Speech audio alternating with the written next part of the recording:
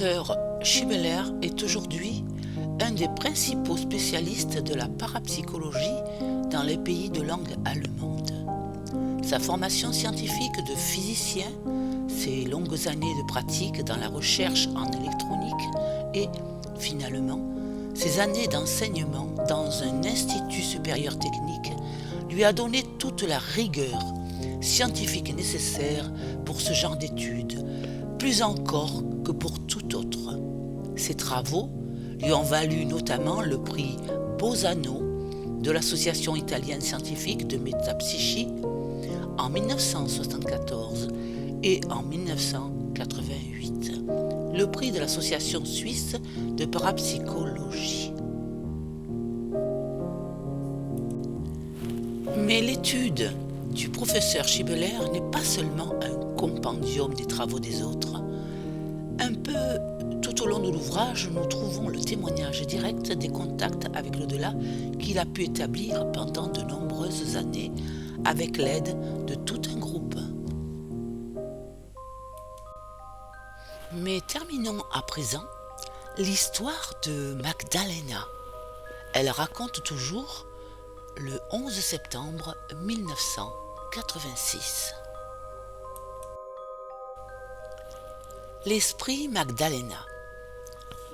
L'expérience qui m'a le plus impressionné au cours de la période de repos récemment écoulée est celle du rayonnement, de la chaleur et de l'amitié qui émanent de certains êtres. Elle m'a donné beaucoup de courage et de confiance.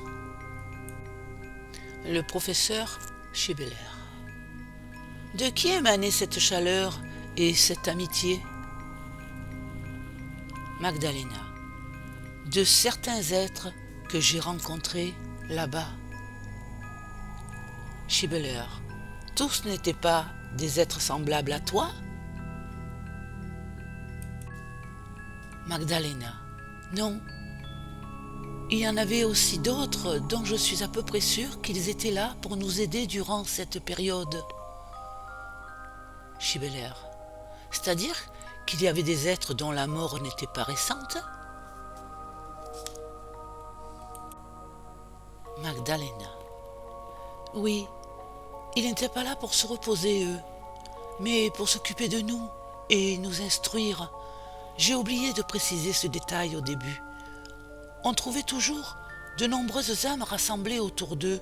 Je crois que plus nous nous rapprochons souvent d'eux, plus nous assimilons leur enseignement et plus nous avons ensuite de chances de pouvoir le mettre en œuvre parce que nous apprenons nous-mêmes à transformer en bien les facultés qui sont en nous afin de les transmettre à d'autres. Nous savons de mieux en mieux faire obstacle au mal afin de ne pas nous laisser sans cesse décourager ou abattre par lui. Je sais bien sûr que je ne serai pas mieux loti que vous quand je vais me remettre au travail avec toutes les difficultés que cela suppose. À ce moment-là, je serai certainement de nouveau tenté de baisser les bras, mais peut-être pas autant qu'avant. Je vous raconterai comment cela se passe pour moi. Je sais que ma période privilégiée touche à sa fin et que je vais recommencer à peiner. Mais je le fais volontiers. Schibeler. Ta mission t'a-t-elle été confiée ou l'as-tu choisie toi-même? Magdalena. Oui, je voudrais reprendre là où je m'étais arrêtée, où j'avais presque failli abandonner. Schibeler. Là où tu t'étais arrêtée sur la terre? Magdalena. Non, ici. Je vous ai déjà dit que je ne m'occupais plus d'enfants, mais de vieillards, dont certains sont tellement entêtés qu'ils refusent toute aide. De même, ils ne veulent pas avancer d'un pas. Ils sont soit complètement hébétés et impossibles à ébranler, soit méchants et personne ne peut s'en approcher. Je les revois déjà tous en pensée devant moi. Chez certains, je crois parfois avoir enfin trouvé un angle d'approche. Ils se laissent aborder, finissent par sortir de leur torpeur et acceptent de coopérer. Mais dès la fois suivante, je suis bien obligé de constater que tout est à reprendre comme avant. Ce ne sont pas des malades dont on peut avoir pitié, mais des êtres responsables de leur propre malheur, si dur que ce jugement puisse paraître. Ils sont dans une situation qui ne leur permet pas d'autre comportement que celui qu'ils adoptent. Schibler. Une situation déterminée par leur vie sur la terre ou par leur attitude dans l'au-delà? Magdalena. À la fois par leur vie terrestre et leur attitude ici. On ne se change pas du jour au lendemain.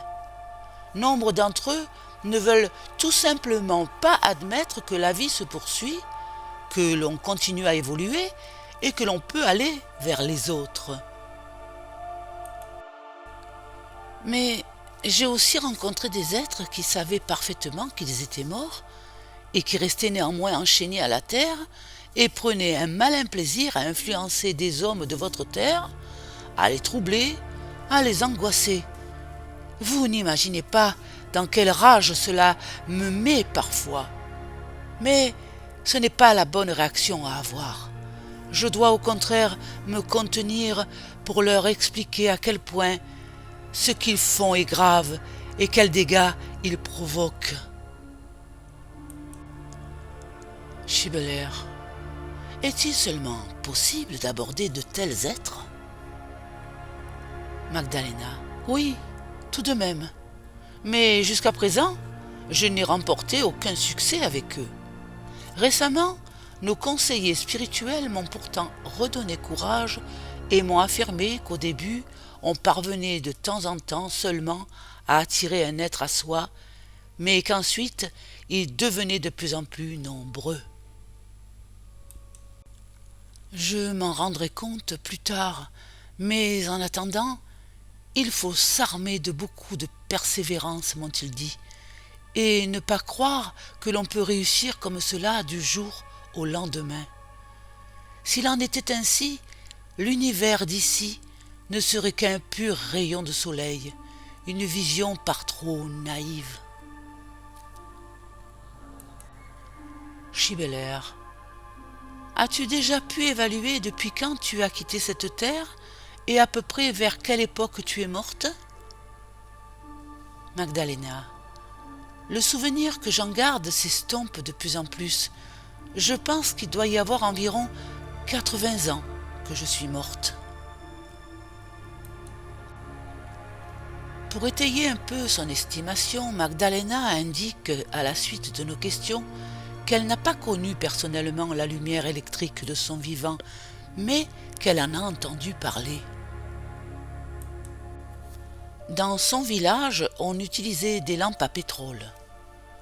Elle a vu fonctionner le chemin de fer, mais ne l'a jamais emprunté parce que tout le monde dans son entourage en avait peur. Magdalena poursuit son récit. J'avais 8 enfants que j'aimais beaucoup comme une mère aime ses enfants. Je suis décédée après mon mari. J'étais relativement âgée, autour de 80 ans. J'avais fait mon temps. Depuis que je suis morte, je n'ai malheureusement pas encore revu mon mari, bien que je le souhaite ardemment. Mais je ne renonce pas à mon espoir et je suis tout à fait confiante. J'aimerais tant savoir comment il va, car nous nous entendions si bien. Je n'ai pas encore connaissance de l'endroit où il se trouve. Schibler. Qui est venu te chercher au moment de ta mort? Est-il seulement venu quelqu'un pour t'accueillir? Magdalena. Oui, on est venu me chercher. Une personne aimable était là pour m'accueillir. De mon temps, on appelait ces êtres secourables des anges gardiens. Je suis morte très paisiblement. J'étais malade. Je me revois dans mon lit, bien que je n'aime guère raviver ces images, avec toute ma famille serrée dans la chambre qui essayait de me retenir. Tout le monde pleurait et sanglotait. Ce n'est pas un souvenir agréable, car je me rendais très bien compte que ma vie touchait à son terme. J'étais complètement épuisé.